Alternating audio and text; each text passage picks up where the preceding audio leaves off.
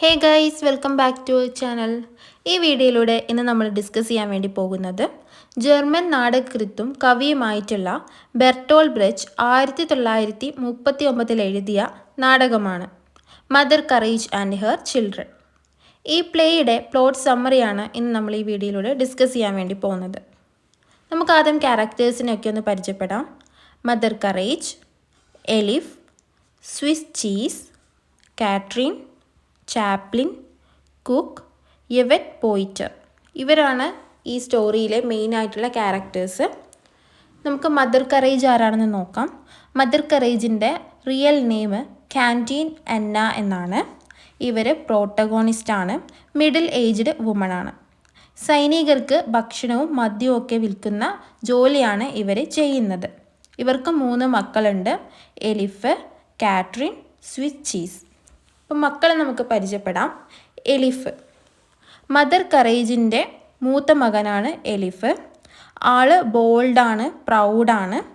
അവരിലുള്ള വ്യക്തിത്വം സൈനികന് യോജിച്ചതാണ്. Next character Swiss Cheese. Mother കറേജിൻ്റെ ഇളയ മകനാണ് ഇദ്ദേഹം. സത്യസന്ധനാണ്, വിശ്വസ്തനുമാണ്.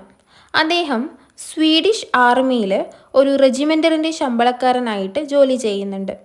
മദർ കറേജിൻ്റെ മക്കളിൽ മരണപ്പെടുന്ന ആദ്യത്തെ ആളാണ് സ്വിസ് ചീസ്, അതായത് യുദ്ധത്തിൽ. Next character Kattrin. മദർ കറേജിൻ്റെ ഏക മകളാണ്. കാട്രീന് സംസാരിക്കാനാവില്ല. ആംഗ്യത്തിലൂടെയൊക്കെയാണ് അവൾ ആശയവിനിമയം നടത്തുന്നത്.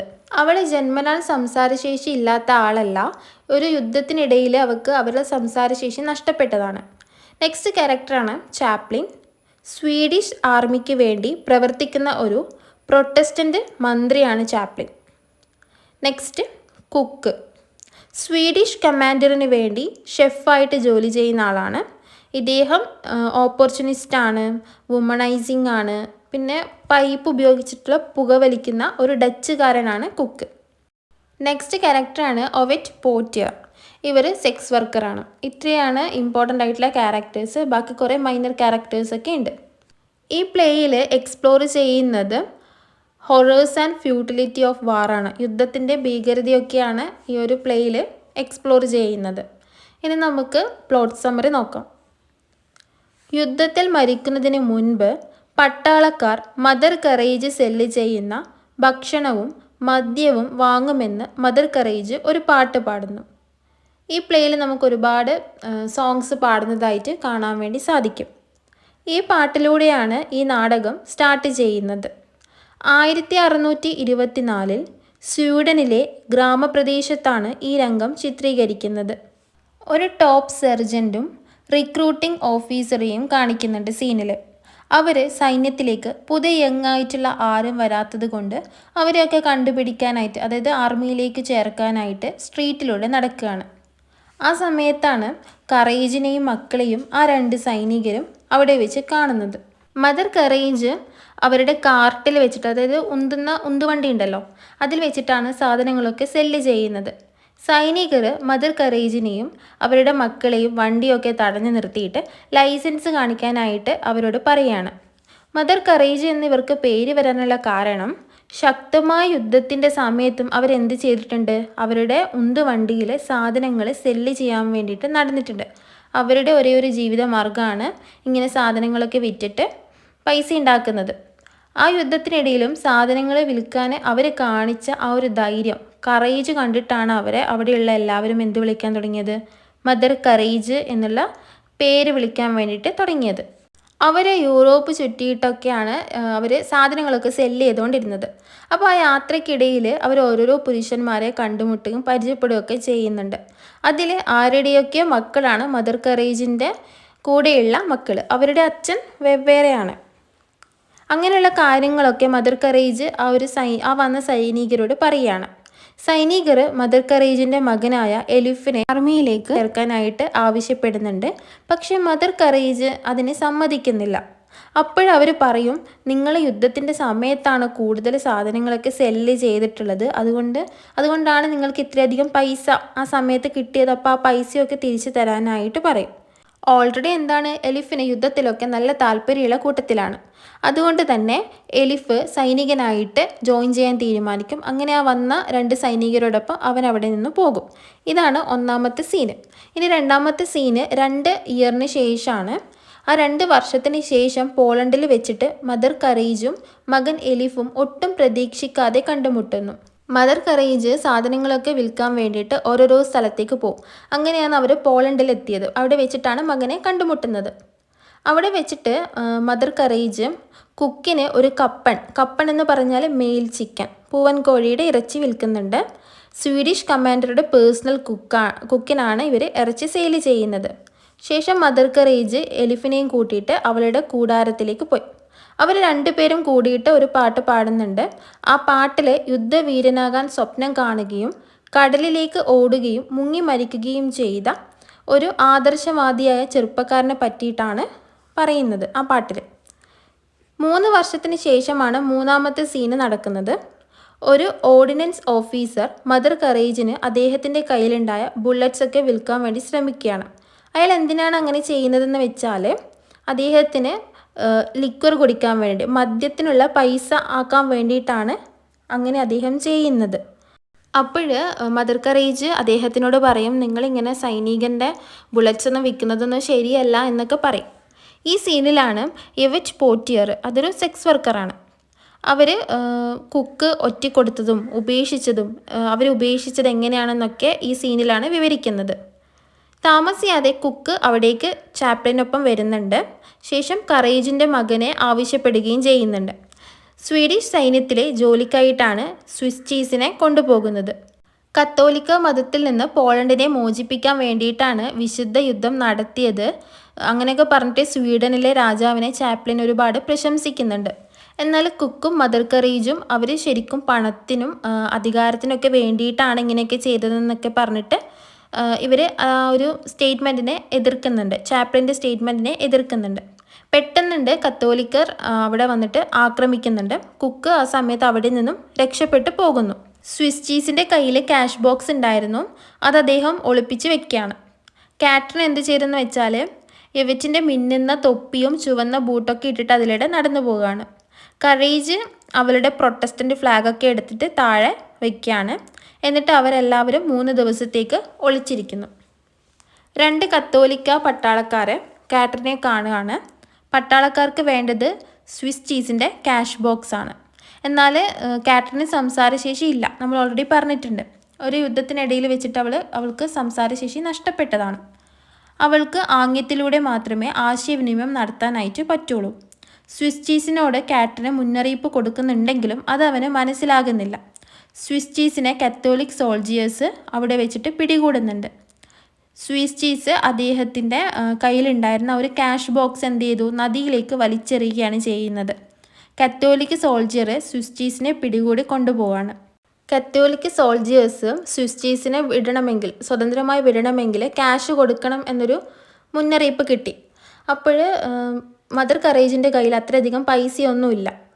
അപ്പോൾ നമ്മൾ ലോൺ എടുക്കുക എന്നൊക്കെ പറയില്ലേ, അതായത് സെക്സ് വർക്കർ ഉണ്ടല്ലോ, അവർ വഴി വേറൊരാളുടെ കയ്യിൽ നിന്ന് കുറച്ച് പണമൊക്കെ സംഘടിപ്പിച്ചിട്ട് കൊടുക്കുമ്പം പക്ഷെ ആ പണമൊന്നും മതിയാവില്ല.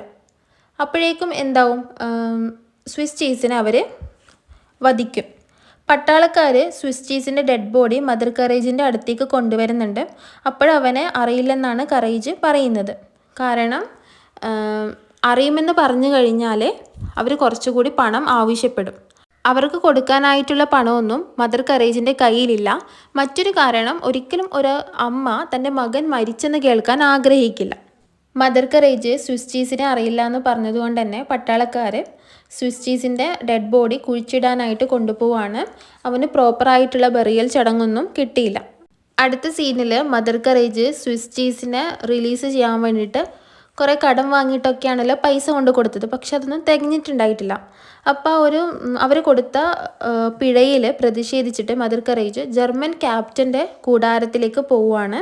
അവിടെ നിന്നാണ് സ്വിസ് ചീസ് അയാളെ കത്തോലിക് സോൾജിയേഴ്സ് പിടിക്കുന്ന സമയമായപ്പോൾ ക്യാഷ് ബോക്സ് നദിയിലേക്ക് എറിഞ്ഞ ആ ഒരു സംഭവമൊക്കെ മദർ കറേജ് അറിയുന്നത്. അവിടേക്കൊരു യങ് ആയിട്ടുള്ള സോൾജിയർ വരുന്നുണ്ട്. നദിയിൽ നിന്നും ക്യാഷ് ബോക്സ് മോഷ്ടിച്ച കള്ളനെ പിടികൂടുമെന്നും അവനെ കൊല്ലും, എന്നിട്ട് ക്യാഷ് ബോക്സ് തിരിച്ചു കൊണ്ടുവരും എന്നൊക്കെ വാഗ്ദാനം കൊടുക്കുന്നുണ്ട്. മദർ കറേജ് അവിടെ നിന്നൊരു സോങ് പാടുന്നുണ്ട്. അതിൽ അവർ വിട്ടുവീഴ്ചകൾ ചെയ്യാൻ പഠിച്ചെന്ന് വിശദീകരിക്കുന്നുണ്ട് ആ പാട്ടിലൂടെ. 2 വർഷത്തിന് ശേഷം ചാപ്ലിനെ മദർ കറേജ് കണ്ടുമുട്ടുന്നു. അവർ യുദ്ധത്തെ പറ്റിയിട്ടാണ് സംസാരിക്കുന്നത്. യുദ്ധം നീണ്ടു നിൽക്കുകയാണെങ്കിൽ മദർ കറേജിന് ഒരുപാട് സാധനങ്ങൾ സെയിൽ ചെയ്തിട്ട് പൈസ ഉണ്ടാക്കാനാകും എന്നൊക്കെ മദർ കറേജ് പറയുന്നുണ്ട്. അതോടൊപ്പം തന്നെ മദർ കറേജ് ഒരേ സമയം യുദ്ധത്തെ ശപിക്കുകയും ചെയ്യുന്നുണ്ട്, അതുപോലെ നല്ലതാക്കിയിട്ട് സംസാരിക്കുകയും ചെയ്യുന്നുണ്ട്.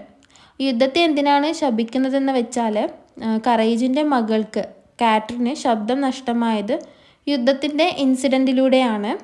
അതേസമയം യുദ്ധത്തെ നല്ലതാക്കി സംസാരിക്കുന്നത് യുദ്ധം ഉള്ളതുകൊണ്ടാണ് മദർ കറേജിന് സാധനങ്ങൾ വിറ്റിട്ട് അവരുടെ കുടുംബത്തെ നല്ല രീതിയിൽ നോക്കാൻ വേണ്ടിയിട്ട് സാധിച്ചത്. നെക്സ്റ്റ് സീനിൽ ഒരു പ്രമുഖ ജനറലിൻ്റെ ഫ്യൂണറൽ ചടങ്ങാണ് കാണിക്കുന്നത്. കത്തോലിക് സോൾജിയറൊക്കെ അവിടെ മദ്യപിച്ച് ആ പരിപാടിയിൽ പങ്കെടുക്കാതെ മദ്യപിച്ചിട്ടൊക്കെ നടക്കുകയാണ് ചെയ്യുന്നത്.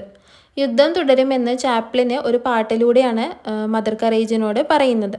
യുദ്ധം തുടരുകയാണെങ്കിൽ താൻ സമ്പന്നയാകുമെന്നും യുദ്ധം അവസാനിച്ചതിന് ശേഷം തൻ്റെ മകളായ കാറ്ററിൻ്റെ വിവാഹം നടത്തുമെന്നൊക്കെ മദർ കറേജ് വിചാരിക്കുന്നുണ്ട്. പക്ഷേ മദർ കറേജ് വിചാരിക്കുന്നത് പോലെ ആയിരുന്നില്ല കാര്യങ്ങളൊക്കെ നടന്നത്. ഒരു സോൾജിയർ കാറ്ററിനെ ആക്രമിക്കുകയുണ്ടായി. അവളുടെ കണ്ണിൽ മുറിവേറ്റു. അങ്ങനെ അവരുടെ കല്യാണത്തിനുള്ള അവസരം നശിക്കുകയും ചെയ്യുന്നുണ്ട്. അവൾക്കൊരു കണ്ണ് അപകടം പറ്റിയല്ലോ, അപ്പോൾ ഇനി അവളുടെ കല്യാണം നടക്കില്ല എന്നാണ് പറയുന്നത്. അവിടെ ഗുസ്താവ് രാജാവ് മരിച്ചുവെന്നും യുദ്ധം അവസാനിപ്പിച്ചുവെന്നും മദർ കറേജ് മനസ്സിലാക്കി. അത് അവളെ വല്ലാതെ പരിഭ്രാന്തിയിലുമാക്കി. കാരണം യുദ്ധം കുറേ നാളത്തേക്ക് നീണ്ടു നിൽക്കുമെന്ന് വിചാരിച്ചിട്ട് സെല്ല് ചെയ്യാനായിട്ടുള്ള കുറേയധികം സാധനങ്ങളൊക്കെ മദർ കറേജ് വാങ്ങി വെച്ചിട്ടുണ്ടായിരുന്നു. സാധനങ്ങളൊക്കെ അത്യാവശ്യം നല്ല പൈസ കൊടുത്തിട്ടാണ് അവർ വാങ്ങി വെച്ചിട്ടുണ്ടായത്. അപ്പോൾ അവർ ചിന്തിക്കുകയാണ് ഇതൊക്കെ വേസ്റ്റായി പോയി കഴിഞ്ഞാൽ അവർക്ക് നഷ്ടമല്ലേ. ഇനി നമ്മൾ കാണുന്നത് കുക്ക് ചാപ്ലിനെ കണ്ടുമുട്ടുകയും അവർ തമ്മിൽ പേഴ്സണലായിട്ടുള്ള കാര്യത്തിന് തർക്കം ഉണ്ടാവുകയും ചെയ്യുന്നതാണ്. അവിടേക്ക് എവറ്റ് പോച്ചർ വരുന്നുണ്ട്, മദർ കറേജും വരുന്നുണ്ട്. ശേഷം അവർ രണ്ടുപേരും കൂടിയിട്ട് അവിടെ നിന്ന് പോവുകയാണ്. 2 സൈനികരെയും എലിഫിനെയുമാണ് അടുത്തത് കാണിക്കുന്നത്. അവർ നിരപരാധിയായ ഒരു കർഷക കുടുംബത്തെ ആക്രമിച്ചതിനെ പറ്റിയിട്ടാണ് സംസാരിക്കുന്നത്. ഇപ്പോഴും യുദ്ധം അവസാനിച്ചത് ഒരു കുറ്റകൃത്യമാണെന്ന് പറഞ്ഞുകൊണ്ട് എലിഫിനെ അവർ വധിക്കുകയാണ്. അതായത് പുതിയൊരു യുദ്ധം ഉണ്ടാവാൻ വേണ്ടിയിട്ട്. മദർ കറേജ് അവിടേക്ക് തിരിച്ചു വരുന്നുണ്ട്. യുദ്ധം പിന്നെയും ആരംഭിച്ചുവെന്നും കുക്ക് എലിഫിനെ കണ്ട കാര്യമൊക്കെ മദർ കറേജിനോട് കുക്ക് പറയുന്നുണ്ട്. പക്ഷേ എലിഫിനെ വധിച്ച കാര്യം മാത്രം പറയുന്നില്ല. അതേ പ്ലേ എൻഡ് ചെയ്യുന്നത് വരെയും മദർ കറേജിന് അറിയില്ല എലിഫ് മരിച്ച കാര്യം. തുടർന്നുള്ള സീനിൽ വിൻ്റർ സീസണാണ് കാണിക്കുന്നത്. വിൻ്റർ സീസൺ ഹാർഷ് ആണെന്നാണ് പറയുന്നത്. ഇവിടെയുള്ള ക്യാരക്ടേഴ്സ് കറേജും കുക്കും കാറ്ററിനുമാണ്. ബവേറിയൻ പർവ്വത ഗ്രാമത്തിലാണ് അവരിപ്പോഴും ഉള്ളത്. കുക്കിന് അവിടെ വെച്ചിട്ടൊരു ലെറ്റർ കിട്ടുന്നുണ്ട്. ആ കത്തിൽ അയാളുടെ അമ്മ മരിച്ച വിവരമാണുള്ളത്. കറേജിനോട് കുക്ക് അയാളെ ഫോളോ ചെയ്യാനായിട്ട് പറയുന്നുണ്ട്. അവർ രണ്ടുപേരും കൂടിയിട്ടൊരു പാട്ട് പാടുന്നുണ്ട്. അവർ പാടുന്ന പാട്ട് ജ്ഞാനികളുടെയും നല്ലവരുടേതുമാണ്.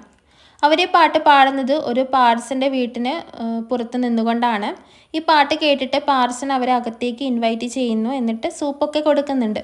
അപ്പോഴേക്കും കാറ്ററിന് അവളുടെ സാധനങ്ങളൊക്കെ കാർട്ടിൽ നിന്ന് എടുത്തിട്ട് പോകാനായിട്ട് ഒരുങ്ങുകയാണ്. കാരണം ഇനി തൻ്റെ അമ്മക്ക് തന്നെ വേണ്ട, കുക്കിന് മതി എന്നുള്ള ചിന്തയിലാണ് അവൾ അങ്ങനെ ചെയ്യുന്നത്. അവൾ പോകാനായിട്ട് ഒരുങ്ങുമ്പോഴത്തേക്കും മദർ കറേജ് അവിടെ വന്നിട്ട് അവളെ തടയുകയാണ്. എന്നിട്ട് മദർ കറേജ് കാറ്ററിനോട് പറയും ഞാൻ നിന്നെ ഒരിക്കലും ഉപേക്ഷിക്കില്ല എന്നൊക്കെ പറഞ്ഞിട്ട് കറേജും കാറ്ററിനും കൂടിയിട്ട് കുക്കിനെ അവിടെ വിട്ടിട്ട് അവർ അവിടെ നിന്നും പോവുകയാണ്. അവർ പോകുന്ന വഴിക്ക് ഒരു വലിയ ഫാം ഹൗസിൻ്റെ മുന്നിലെത്തി.